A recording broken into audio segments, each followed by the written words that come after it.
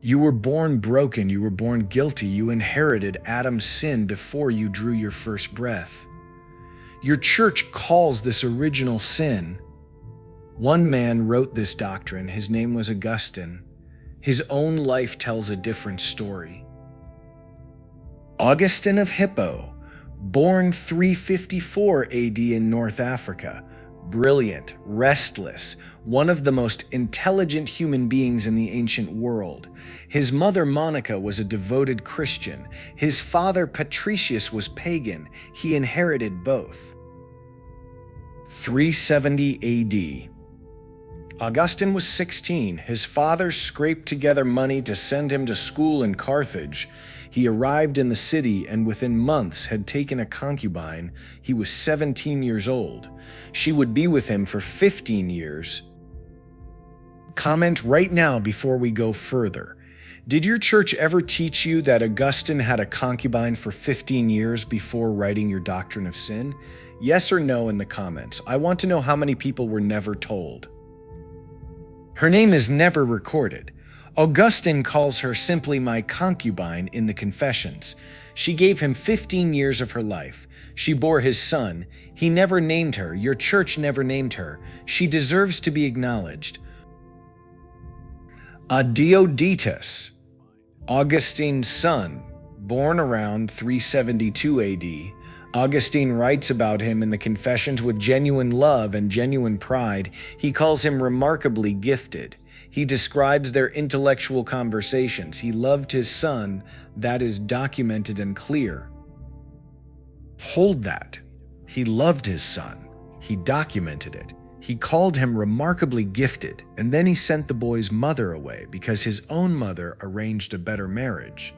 The woman who had given him 15 years was sent away with nothing recorded of what she said. Augustine's own account in the Confessions. She returned to North Africa, vowing never to know another man. Adeodatus stayed with Augustine. The boy was 12.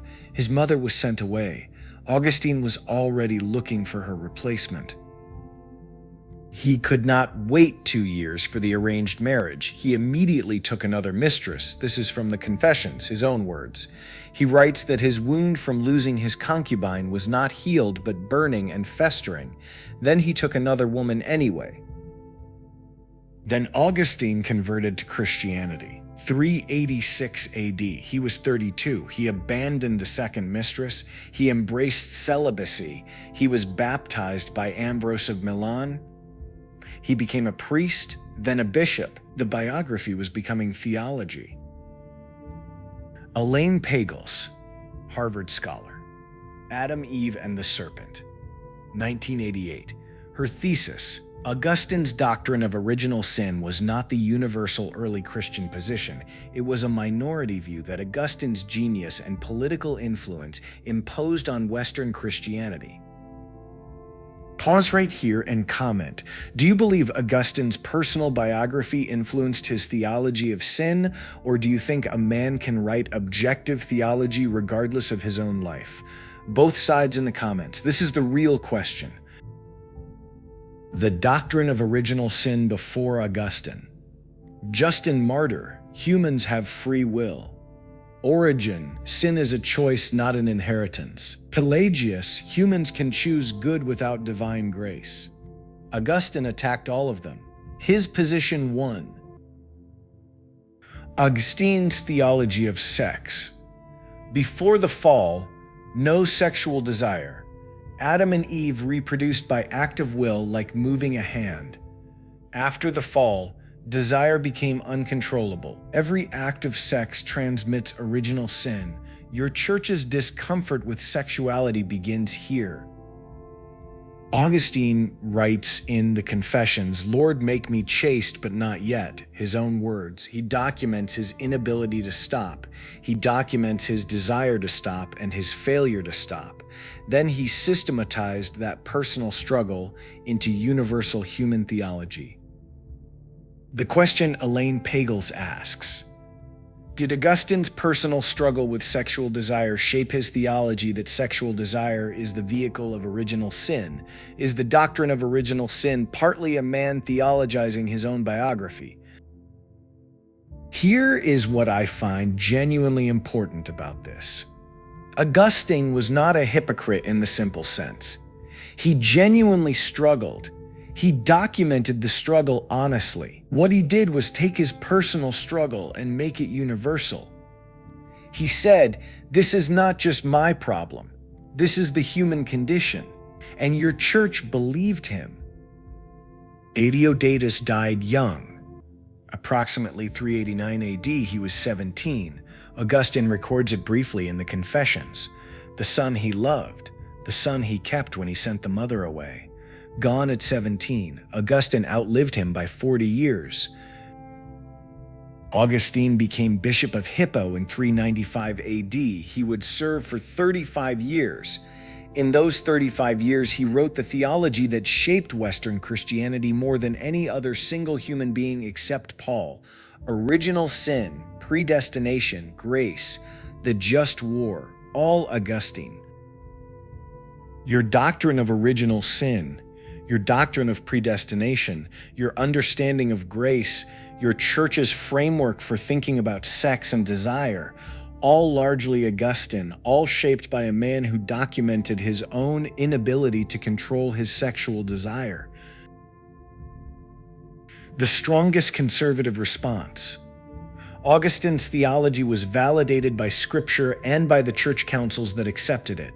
His personal life was his personal life. The truth of a doctrine does not depend on the virtue of its author. The honest response to that: the doctrine can stand or fall on its own merits.